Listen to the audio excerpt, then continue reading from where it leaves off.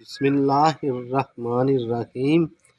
ایک حدیث ہے جس کا مفہوم کچھ یوں ہے کہ حضور پاک صلی اللہ علیہ وآلہ وسلم نے قبیلہ عبد القیس کی نمائندگی کرنے والے لوگوں سے پوچھا، جانتے ہو اللہ وحدہ لا شریک پر ایمان لانے کا مطلب کیا ہے؟